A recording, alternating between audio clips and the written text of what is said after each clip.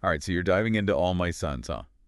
Excellent choice. It's such a powerful play. It really is. So much to unpack, even just in that first act. Act 1, yeah, it's a slow burn, Totally. but it's packed with these subtle clues, and this simmering tension that just builds and builds. Miller really knew how to set the stage. Right. Like he drops us into this seemingly peaceful scene. Yeah, the Keller's backyard. Yeah, it's a Sunday morning. Birds are chirping. They've got this nice house, the American dream kind of. You'd never guess the turmoil brewing just below the surface. Exactly. And speaking of simmering, the title itself, All My Sons. Ooh. It takes on like a much heavier meaning as the play goes on.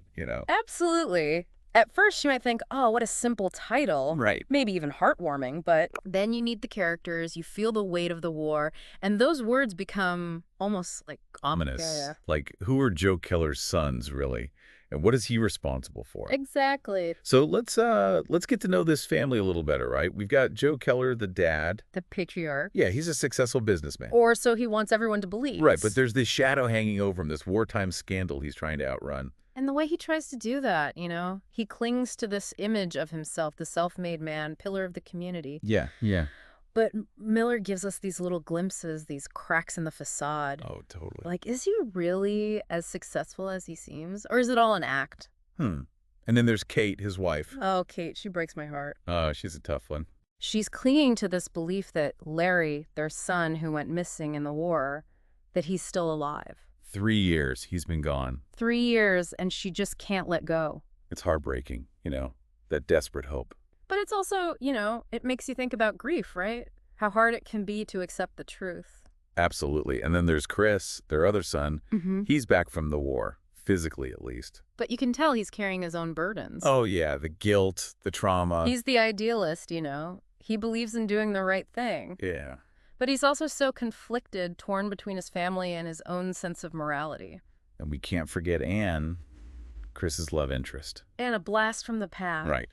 A figure of suspicion, you could say. She's the daughter of Joe's former business partner, the one who took the fall for that wartime scandal. Exactly. So her presence just adds this whole other layer of tension. She's like a ghost, a living reminder of the past coming back to haunt the present.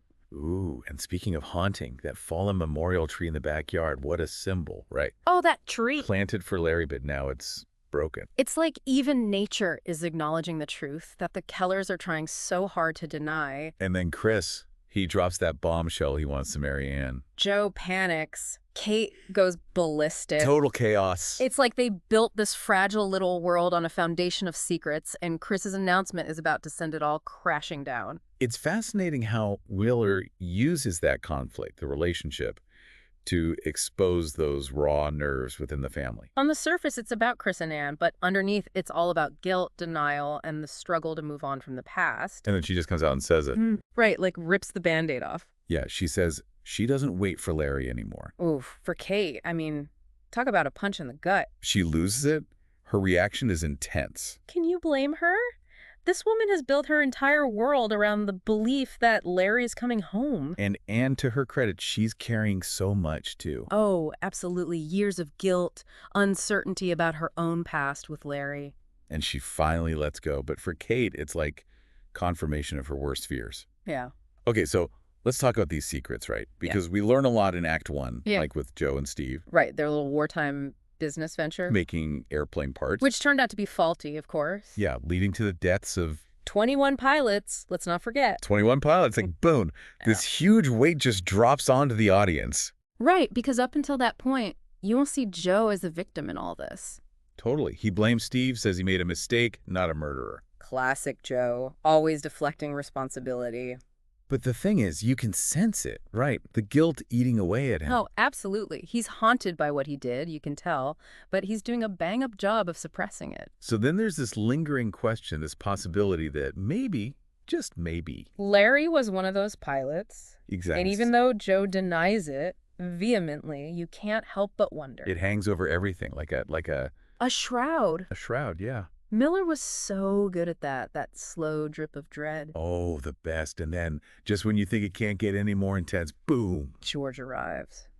Anne's brother. Talk about a wrench in the works. Right, like We know he just visited their father in prison. He's carrying some serious baggage. Oh, yeah, and some serious resentment towards the Kellers, you can tell. Yeah. And Joe is terrified. Who wouldn't be? He knows what George might say. The skeletons are about to come out of the closet. And even Kate, she gives him that warning. Be smart. It's Oh. chilling, you know? Like, she knows this is the moment everything changes. The calm before the storm. Right. Miller leaves us hanging, wondering, will George expose the truth? Can the Kellers hold on to this facade they've built? So many questions, and that's how Act 1 ends. It's brilliant, though, because he's like this physical representation of the past coming back. The chicken's coming home to roost. Exactly. And we know he's there to uncover the truth. But how far will he go? And what will it mean for the Keller family? So we're left with this, like, this pressure cooker situation, you know? Yep. Family secrets, wartime guilt, this possibility of everything being exposed. Like a ticking time bomb. Exactly. You know it's going to blow, but when? And how bad. And that's what makes it so compelling. Right, because we're on the edge of our seats. Totally. And, you know, it's not just about this one family, right? No, it's bigger than that. It's about America, post-war, grappling with the cost of its ambitions. That American dream, right? Yeah, and Miller, he's forcing us to look at the underbelly of that dream, the compromises, the sacrifices. And who pays the price, right? Exactly. So as we finish Act 1, there's this feeling of, I don't know. Unease. Yeah, like the world these characters have built is like teetering on the brink of collapse. And that's where we leave the audience hanging. On a total cliffhanger. Miller at his finest.